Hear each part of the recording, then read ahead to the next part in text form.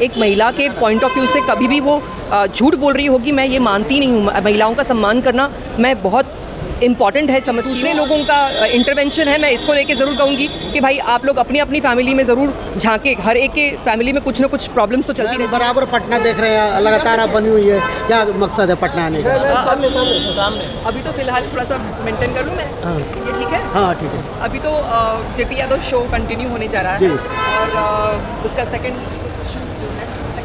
Third shoot है। ये third shoot के लिए मैं आई हूँ।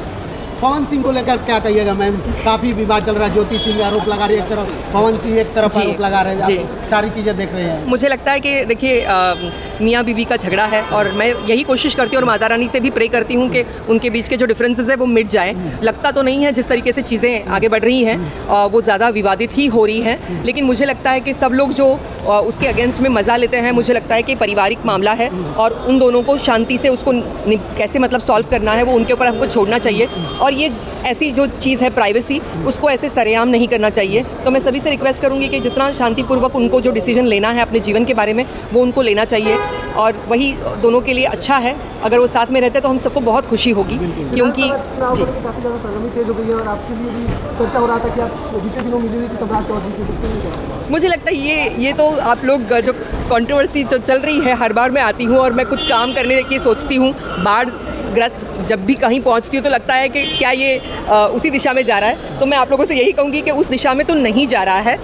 मेरी कोशिश हमेशा रही है कि बाढ़ के वक्त मैं जाऊँ, उनको मदद पहुँचाऊँ और वो हर साल मैं करते आई थी, पहले से 10 साल से करते आ रही हूँ। तो अब जो है वो अब इसको फुल स्टॉप लगाइए और अगर ऐसी कोई ऑफ़र आती है तो सबसे पहले मैं आप लोगों को बताऊँगी, ताकि अगर वो जेन्युइन तरीके से कुछ करना भी है तो आई एम रेडी कि मैं लोगों के लिए, लोगों को अगर कोई मदद हम लोग कर सकते हैं या पहुंचा सकते हैं। या मैं आज भी गुहार यही लगाती हूँ कि जवनिया में ऐसे आप लोग वोट मांगने के लिए तो पहुंचते हैं ना, तो अब जाइए ना, अब ज़रूरत है उनको जेन्युइनली। आपको वोट तभी देंगे ना जब आप उनके लिए कुछ करोगे। इस वक्त उनको ज़रूरत है, आप लोग इस वक्त उनके लिए कुछ करेंगे तो हो सकता है कि आपको क्या कुछ सलाह रहेगा मैम?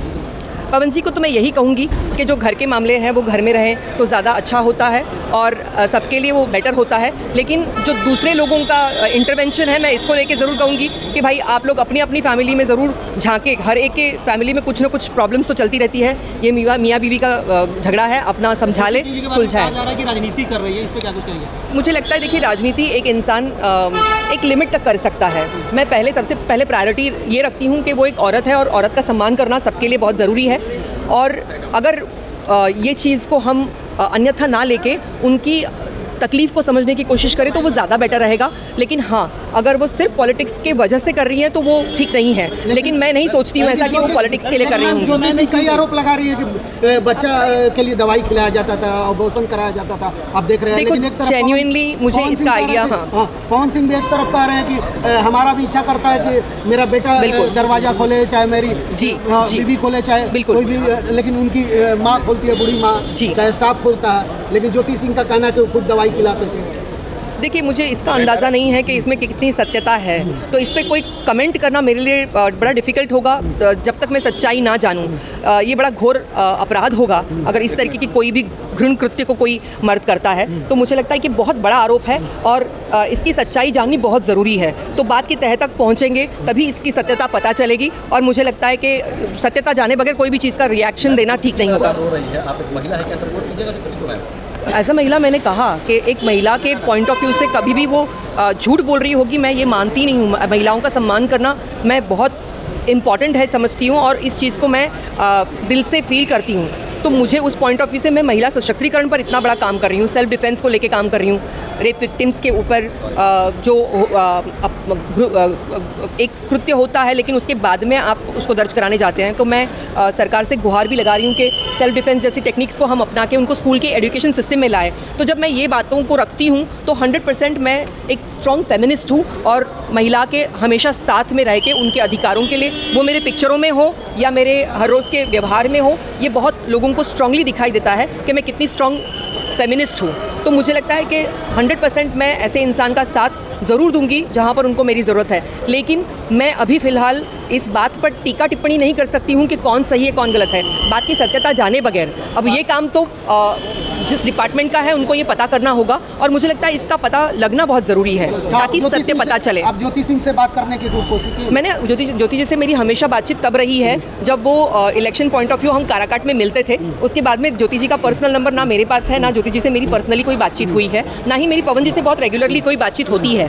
कभी कभार हमारी जब बातचीत होती है वो भी व्यस्त है अपने कामों में, तो अभी फिलहाल मैं खुद भी डिस्टर्ब नहीं करूँ। ऑफ कोर्स अगर उनकी ऐसी कोई ज़रूरत है जहाँ पर मेरे होने से उनको बहुत फ़र्क पड़ रहा है तो 100% आई विल बी देयर। लेकिन अगर ये बात का पता करने की बात कर रहे हैं तो वो पता किए बगैर मैं कोई भी कमेंट इस पे नहीं करूंगी। अच्छा मैम, पवन सिंह को बोल रहे हैं ज्योति सिंह की मतलब कि उनकी छवि को धूमिल करने के लिए वहाँ लखनऊ गई थी, आप कैसे देखते हैं इसको? क्योंकि काराकाट चुनाव में भी देखिए और एक कहीं ना कहीं मैं एक बात को आपके सामने ज़रूर रखूंगी कि काराकाट में ज्योति जी ने पवन जी को जितना सपोर्ट किया है वो मैंने अपनी आंखों से देखा हुआ है, तो इस बात को हम नकार नहीं सकते हैं कि ज्योति जी ने पवन जी को पूरी तरीके से सपोर्ट किया है, और हमने वो अपनी आंखों से देखा है कि वो हमने 2 दिन वहाँ पे जब कैंपेनिंग किया है तो ज्योति जी